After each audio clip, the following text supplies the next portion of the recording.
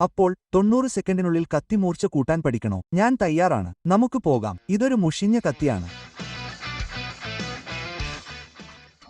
ഇത് ഒരു പരുക്കൻ, ഇടത്തരം, നേർത്ത അബ്രാസീവ് ഉള്ള ഒരു ഷാർപ്പനറാണ്. പരുക്കനിൽ നിന്ന് ആരംഭിക്കുക. ഒരു ബർ ഉയർത്തി കത്തിയുടെ ഒരു വശത്ത് ഒരു സമയം പ്രവർത്തിക്കുക.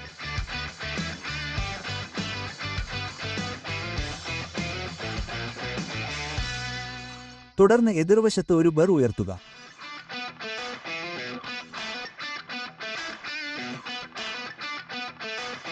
ഇവിടെ പ്രധാന കാര്യം ഏകദേശം 20 ഡിഗ്രി സ്ഥിരമായ ഒരു ആംഗിൾ നിലനിർത്തുക എന്നതാണ്. നിങ്ങളെ സഹായിക്കാൻ ഞങ്ങളുടെ ആംഗിൾ ഗൈഡുകൾ ഉപയോഗിക്കുക. ഇപ്പോൾ മീഡിയം അബ്രാസീവായി മാറുക.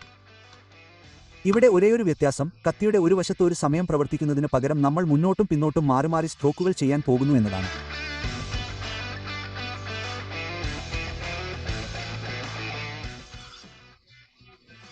ഇപ്പോൾ ഫൈൻ ടൈമിലേക്ക് പോകുക. നേരിയ മർദ്ദം.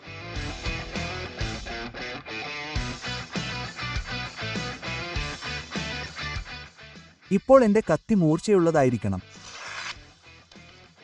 കൂടുതൽ വിവരങ്ങൾക്കും വീഡിയോകൾക്കും ഞങ്ങളുടെ യൂട്യൂബ് പരമ്പരയായ ദി വർക്ക്ഷോപ്പ് പരിശോധിക്കുക. കണ്ടതിന് നന്ദി സുഹൃത്തുക്കളെ.